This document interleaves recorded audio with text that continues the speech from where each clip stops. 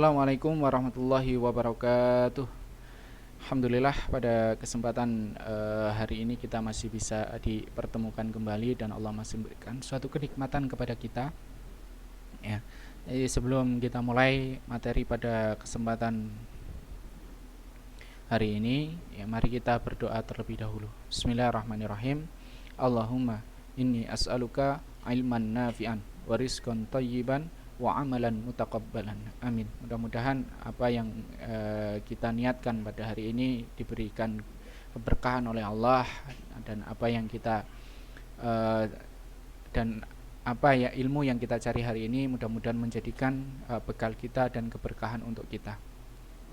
Kemarin kita sudah membahas ya di pertemuan pertama, yaitu asal usul Bani Umayyah. Ya, kita sudah bahas, kemudian gerakan Bani Umayyah, ya, kemudian khalifah yang memimpin dinasti Umayyah, kemudian khalifah yang berprestasi, yaitu siapa saja, ya kita juga sudah membahas itu ya. Kemudian faktor-faktor kejayaannya itu apa saja juga sudah kita bahas.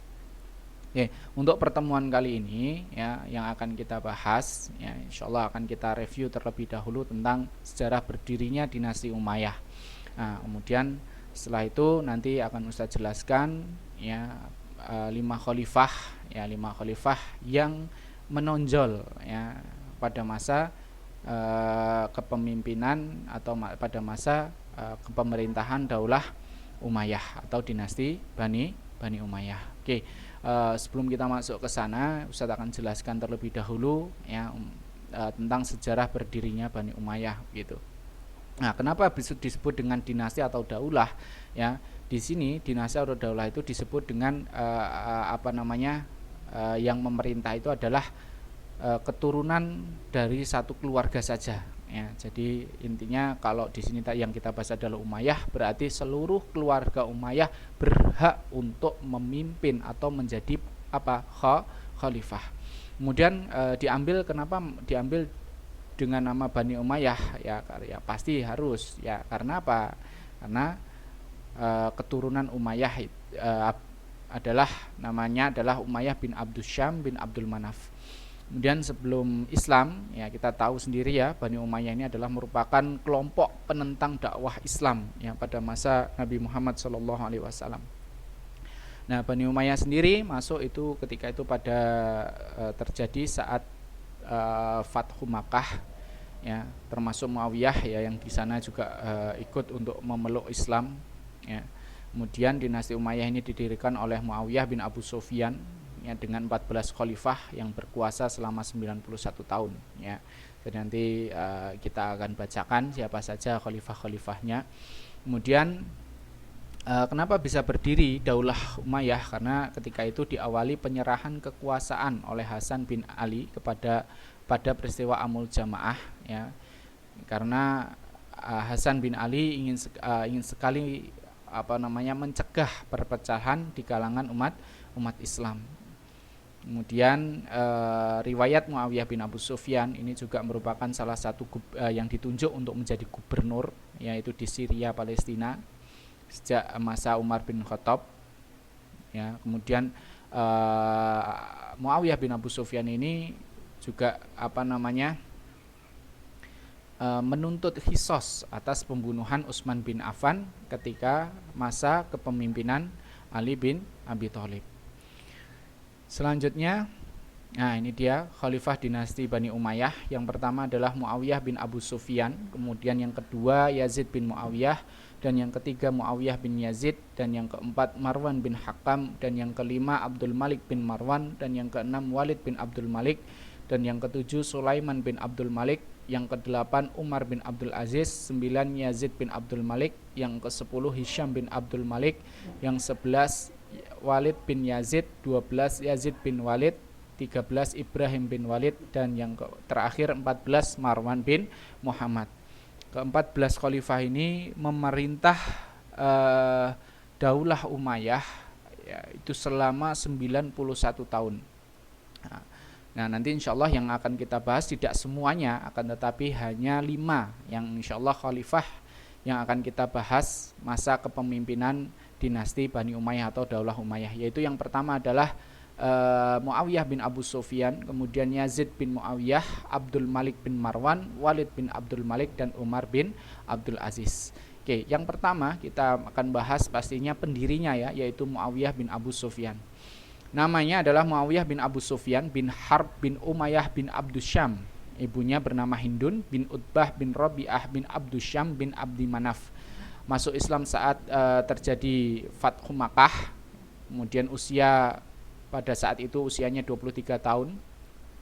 Kemudian peran sebelum menjadi khalifah, ya perannya apa saja? Ya ketika sudah masuk Islam, yang pertama penulis wahyu masa Rasulullah Shallallahu Alaihi Wasallam. Kemudian yang kedua membantu saudaranya Yazid bin Abu Sufyan menaklukkan Beirut masa Abu Bakar As-Siddiq. Kemudian yang ketiga menjadi gubernur di Syria, Palestina pada masa kekhalifahan Umar bin Khattab selama 10 tahun. Kemudian ditunjuk kembali menjadi gubernur di Damaskus, yang kemudian digabungkan dengan Syria. Ini masa kekhalifahan Utsman bin Affan dan Ali bin Abi Thalib. Ini juga terjadi kepemimpinan selama 10 tahun. Kemudian yang kelima berselisih dengan Ali dalam perang Siffin. Nah ini tadi ya, karena Muawiyah menuntut ya qisas kepada pelaku pembunuhan Utsman bin Affan. Kemudian yang keenam menjadi khalifah setelah Khalifah Hasan bin Ali mundur dalam peristiwa Amul Jamaah di kota Kufah. Nah, ini adalah perannya ya Muawiyah bin Abu Sufyan. Nah, kemudian setelah itu ini ketika kebijakan Muawiyah menjadi khalifah. Kebijakannya apa saja? Pembentukan Diwanul Hijabah, yaitu pasukan pengawal khalifah. Dan yang kedua pembentukan Diwanul Hatam, Departemen Pencatatan. Dan yang ketiga pembentukan Diwanul Barid, Departemen Pos. Dan yang keempat pencetakan mata uang. Dan yang kelima pembentukan Sihabul Kharaj, Dinas Pajak. Kemudian yang keenam perluasan wilayah, yaitu Afrika, kemudian Konstantinopel, kemudian Sindus, Kabul, ya itu adalah wilayah-wilayah yang ditaklukkan oleh Muawiyah bin Abu Sufyan. Nah, untuk Afrika Utara ya Muawiyah menunjuk Uqbah bin Nafi. Konstantinopel ya Muawiyah menunjuk Yazid bin Muawiyah. Kemudian Sindus, Kabul langsung Muawiyah menunjuk Al-Muhallab bin Safarah. Nah, di sini dijelaskan kenapa alasan Muawiyah itu menaklukkan Bizantium atau Konstantinopel. Yang pertama alasannya adalah Bizantium merupakan pusat agama Kristen Ortodoks. Kemudian yang kedua penduduk Bizantium sering memberontak. Dan yang ketiga Bizantium memiliki kekayaan alam melimpah. Ini alasannya kenapa Muawiyah menaklukkan Konstantinopel. Kemudian yang selanjutnya akhir pemerintahannya, apa yang dilakukan oleh Muawiyah bin Abu Sufyan ya, yaitu ibu kota pemerintahan Muawiyah di Damaskus. Itu dikarenakan satu, Damaskus merupakan basis para pendukungnya. Kita tahu sendiri ya, pada masa Utsman bin Affan dan Ali bin Abi Thalib ya, Muawiyah diperintahkan untuk menjadi gubernur di sana, sekalian juga gubernur Syria. Kemudian yang kedua, Damaskus merupakan bekas ibu kota Bizantium, Romawi Timur. Kemudian yang ketiga, menghindari konflik dengan pihak yang tidak mendukungnya, yaitu yang berada di Mekah dan Madinah ya. Kemudian Muawiyah bin Abu Sufyan menjadi gubernur Palestina selama 10 tahun, gubernur Syam 10 tahun. Kemudian sebelum wafat membuat survei kepuasan muslim terhadap pemerintahannya di Mesir, Damaskus, Kufah, dan Basrah. Gubernur Kufah Al-Mughirah mengusulkan sistem pemerintahan turun-temurun dengan alasan menghindari pertumpahan darah sesama muslim. Yazid bin Muawiyah ditunjuk sebagai khalifah penggantinya. Kemudian Muawiyah wafat pada Kamis pertengahan Rajab, yaitu tepatnya pada 680 Masehi di usia 78 tahun dan menjabat khalifah selama 20 tahun. Ini adalah riwayat dari Muawiyah bin Abu Sufyan. Yang selanjutnya yaitu Yazid bin Muawiyah. Ya, ini yang langsung ya ditunjuk oleh Muawiyah bin Abu Sufyan sebagai khalifah selanjutnya. Lahir 23 Juli 645 Masehi dari pasangan Muawiyah bin Abu Sufyan. Semasa Muawiyah menjadi khalifah, Yazid bin Muawiyah menaklukkan Amorion di Bizantium, Carthago dan Sisilia, Siprus dan Smyrna Setelah menggantikan Muawiyah, masyarakat Hijaz, Mekah, Madinah menolak berbaiat dan memilih berbaiat kepada Abdullah bin Zubair. Kemudian masa Yazid ini terjadi pembunuhan Husain bin Ali dan keluarganya dalam peristiwa Padang Karbala 10 Muharram 61 Hijriah oleh Syamr bin Zil Jausan, tentara Ubaidillah bin Ziyad, gubernur Kufah. Di antara keluarga Ali atau Alawiyin yang selamat hanya Zainab dan Ali Zainal Abidin As-Sajjadah. Yazid bin Muawiyah meninggal di usia 38 tahun ya, pada saat itu tepatnya pada tahun 683 Masehi ya, berkuasa selama 3 tahun ya, kemudian setelah itu digantikan oleh Muawiyah bin Yazid. Yang selanjutnya yaitu khalifah yang kelima ya, kita langsung masuk khalifah yang kelima, yaitu Abdul Malik bin Marwan. Abdul Malik bin Marwan lahir pada tahun 26 Hijriah, masa Khalifah Utsman bin Affan. Sejak kecil mempelajari Al-Quran, hadis, fikih, dan tafsir. Dijuluki Abdul Muluk, bapak para raja, karena 4 anaknya menjadi khalifah, yaitu siapa saja? Al-Walid, Sulaiman, Yazid, dan Hisham. Ini adalah keempat anaknya yang menjadi khalifah untuk memimpin daulah Umayyah.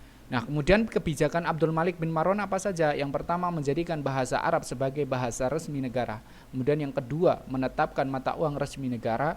Dan yang ketiga, pembaharuan tulisan bahasa Arab. Dan yang keempat, pembaharuan pajak. Dan yang kelima, pengembangan sistem pos. Dan yang keenam, membentuk mahkamah agung.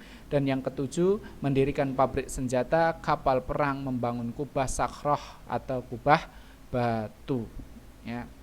Kemudian Abdul Malik bin Marwan memerintah selama 20 tahun ya, wafatnya di usia 60 tahun. Ini adalah riwayat dari Abdul Malik bin Marwan. Kemudian yang selanjutnya Al-Walid bin Abdul Malik. Al-Walid bin Abdul Malik lahir 50 Hijriah. Kemudian kebijakannya ya, yang dilakukan oleh Khalifah Al-Walid, yang pertama, jaminan anak yatim dan stabilitas ya. 2, pembangunan sarana jalan, gedung, rumah sakit atau bimaristan. Kemudian yang ketiga, membangun Masjid Umawi tahun 96 Hijriah. Dan yang keempat, perluasan wilayah ya, perluasan wilayah yang dilakukan oleh Al-Walid bin Abdul Malik ini adalah, yang pertama adalah Asia Tengah, yang langsung ditunjuk pemimpinnya adalah Khutaibah bin Muslim Al-Bahili. Kemudian yang kedua, Afrika Utara dipimpin Musa bin Nusair. Dan yang ketiga, Andalusia dipimpin oleh Tariq bin Ziyad. Di bawah komando Musa bin Nusair dipimpin Tariq bin Ziyad dengan 7.000 tentara mendarat di Selat Gibraltar atau Jabal Tariq, kemudian mendapat tambahan 5.000 pasukan dari Musa bin Nusair. Didasari permintaan oleh pemimpin Kepulauan Ceuta, The Graf Julian, yang rakyatnya ditindas dan putrinya Florinda dilecehkan Raja Roderick III dari Gothic. Selanjutnya Umar bin Abdul Aziz. Umar bin Abdul Aziz bin Marwan bin Hakam bin Harb bin Umayyah lahir 63 Hijriah di Halwan, Kairo. Ayahnya gubernur Mesir, ibunya bernama Laila Ummu Ahsim bin Umar bin Khattab. Masa kecil belajar Al-Quran, hadis, fikih, tafsir di Madinah. Setelah ayahnya meninggal, Umar bin Abdul Aziz menikah dengan Fatimah, putri Khalifah Abdul Malik, dan diangkat menjadi gubernur Hijaz, Makkah, Madinah pada usia 24 tahun. Masa Sulaiman bin Abdul Malik, Umar diangkat sebagai khatib atau sekretaris. Setelah Sulaiman bin Abdul Malik wafat, Umar diangkat sebagai khalifah. Masa jabatannya 2,5 tahun. Umar dikenal keadilannya sehingga dijuluki Umar kedua setelah Umar bin Khattab. Umar wafat usia 36 tahun ya, tepatnya di 101 Hijriah karena diracuni pembantunya. Kemudian kebijakan Khalifah Umar bin Abdul Aziz. Apa kebijakannya selama menjadi khalifah? Yaitu yang pertama, menghapuskan kelas sosial Arab dan non-Arab, mawali atau ajam. Kemudian mengembalikan uang pensiunan anak yatim pejuang Islam. Dan yang ketiga, menghidupkan toleransi, menghapuskan cacian terhadap keluarga Ali.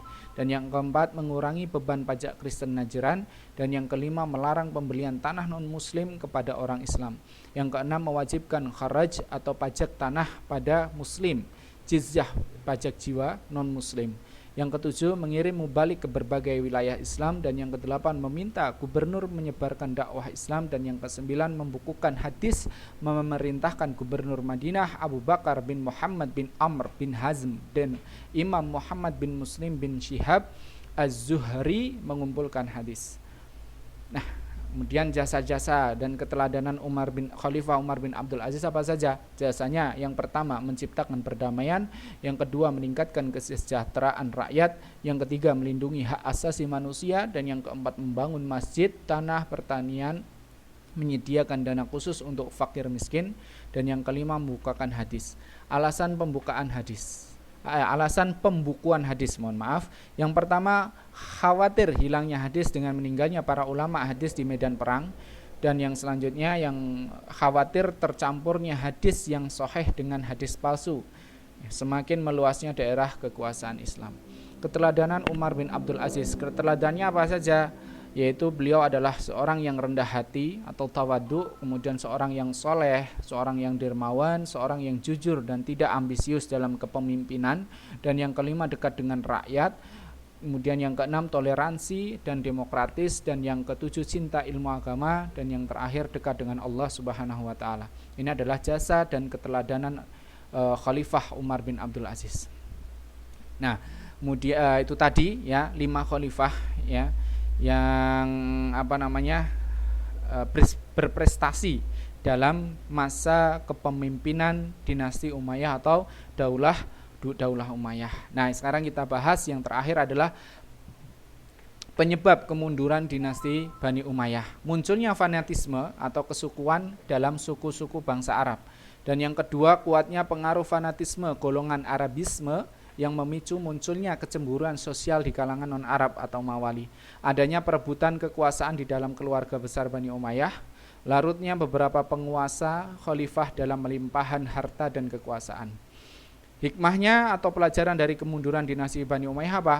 Yang pertama, tidak boleh rakus dalam kekuasaan. Yang kedua, tidak boleh boros apalagi menggunakan uang negara. Dan yang ketiga, harus berlaku adil dalam segala hal ketika menjadi penguasa dan setelahnya.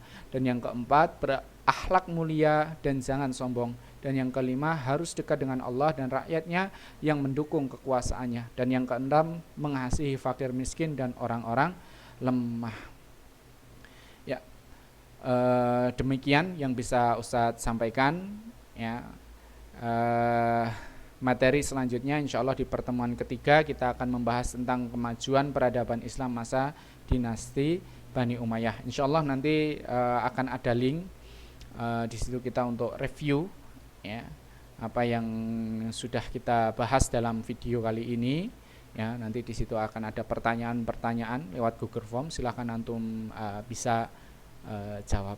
Demikian yang bisa Ustadz sampaikan, kurang lebihnya Ustadz mohon maaf. Mari kita akhiri pertemuan kita pada kesempatan hari ini dengan membaca bacaan hamdalah dan doa kafaratul majelis. Alhamdulillahirabbil alamin. Subhanakallahumma bihamdika asyhadu an la ilaha illa anta astaghfiruka wa atubu ilaik. Ustadz akhiri, billahi taufiq wal hidayah. Wassalamualaikum warahmatullahi wabarakatuh.